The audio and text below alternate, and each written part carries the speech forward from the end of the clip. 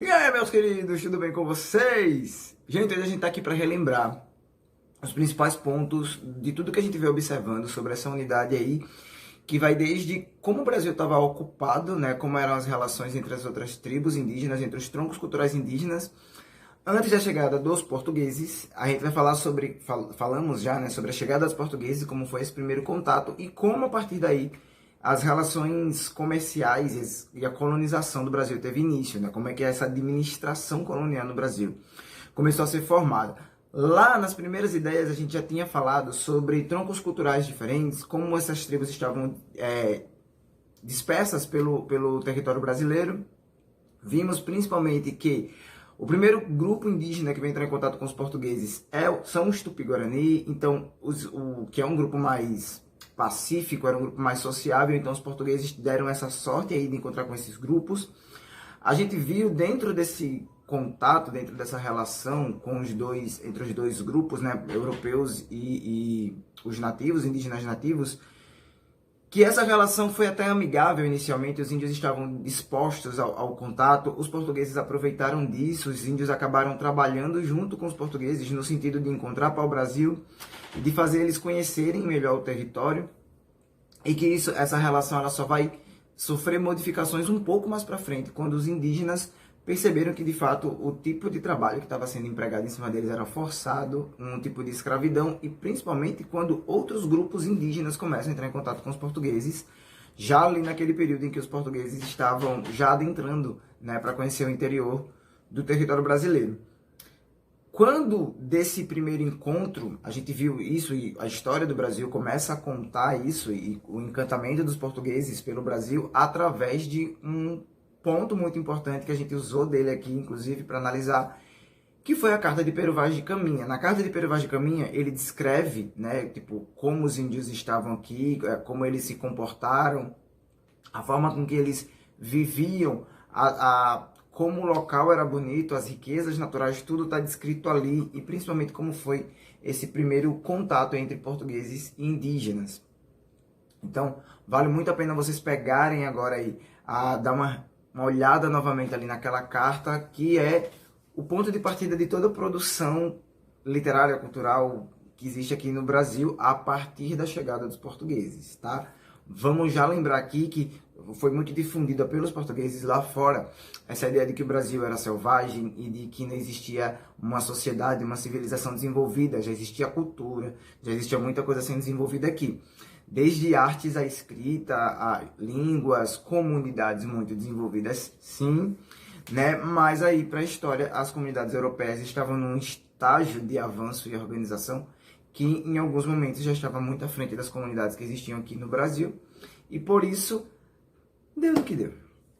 Já falando sobre o início do processo de ocupação, de fato, o primeiro passo mais importante, ou o primeiro passo mais concreto dado aí, é a construção das sesmarias.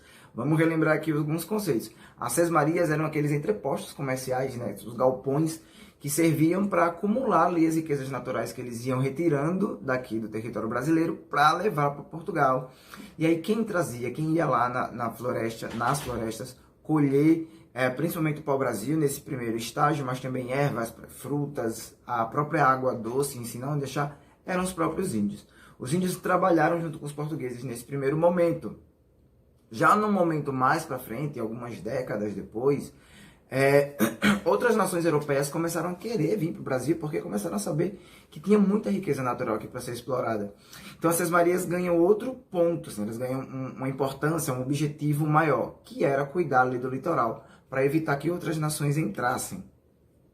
Dentro desse processo ainda, a gente começou a ver aí como o índio foi começando a entrar num trabalho escravo, o que não deu muito certo por conta até da forma com que os índios viviam. Eles não tinham força física como os outros povos que os portugueses, os europeus no geral, já escravizavam em outras regiões do mundo, como foi o caso do homem africano.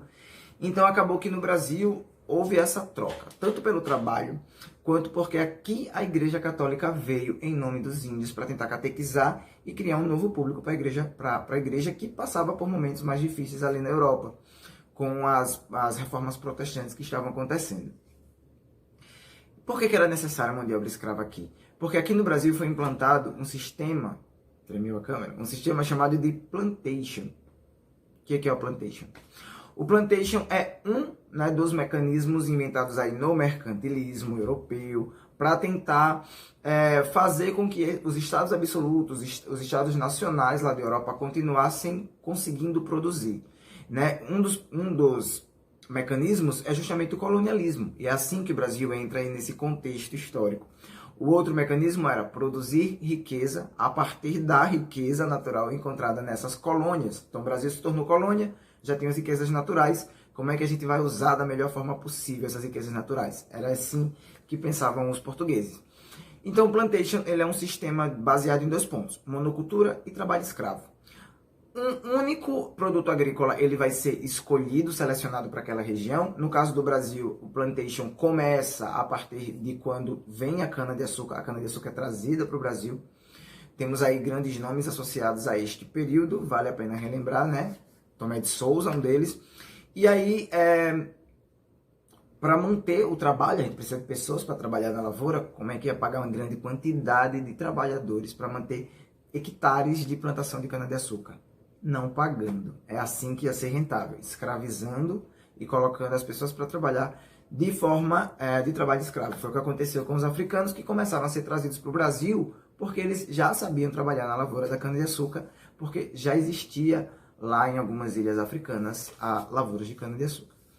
Então, o sistema de plantation e colonialismo são 2 pontos que vão ser desenvolvidos cada vez mais dentro do chamado Pacto Colonial. E o que era o Pacto Colonial? O Pacto Colonial era uma sequência de determinações, de imposições que as coroas europeias, no nosso caso aqui, que Portugal impôs sobre a colônia brasileira. Dentro de todas essas imposições vai estar lá, primeiro, a monocultura, né, da cana-de-açúcar, a extração dessa cana-de-açúcar para ser levada para Portugal e transformada em produtos lá. E a gente sabe que aqui surgiu a pinga, vai ser retirado o melaço, o próprio açúcar. A cana-de-açúcar ela era utilizada como moeda de troca dentro de um comércio aí. Todos esses sistemas, eles vão entrando, obviamente, numa evolução. Então, a gente tem, num primeiro momento, as sesmarias, como eu já falei, todo esse sistema econômico começa a ser implantado aqui no Brasil. Outras nações europeias começam a tentar se aproveitar também dessa produção. Então, a forma de administrar começa a ser repensada. No caso, as sesmarias, essa ideia de repensar as sesmarias começa a evoluir. Outra coisa vai entrar aí nesse rolê, nessa jogada, que é o fato do governo português, o rei português, perceber que o território brasileiro é muito grande e que não vai dar para administrar de longe tão bem esse território. Até porque aqui tinha muita riqueza, tinha muita coisa para ser pensada, administrada, melhor explorada. Surge aí, então, a ideia das capitanias hereditárias. As capitanias hereditárias foi essa divisão, né, de todo o território conhecido, basicamente o litoral nordestino inteiro, um pedaço do sudeste, um pedaço do norte, que era a região do Brasil que já era explorada, habitável, né, que era mais fácil você chegar, os portugueses na época chegarem, foi dividida em faixas pelo governo português e distribuída para alguns famílias portuguesas que tinham grande importância financeira, que tinham nome, e esses desses novos donos de terra ficaram chamados aí, conhecidos como capitães donatários. Como é que funcionava essa administração? O governo português entregava aquela porção de terra para o capitão donatário, que ficava responsável em desenvolver a região, impedir a chegada de outras pessoas, então cuidar da região, explorar mais a região para ocupar um espaço cada vez maior e, obviamente, pagar taxas ao governo português do que era produzido ali naquela região. Então, tinham vários objetivos aí. O principal, administrar, fazer expandir a região. Tanto expandir financeiramente, quanto expandir o tamanho do seu território. E, obviamente, impedir a chegada aqui, nessa época, já era muito certo quem estava tentando chegar. Franceses e holandeses. Então, era impedir a chegada de franceses e holandeses no Brasil.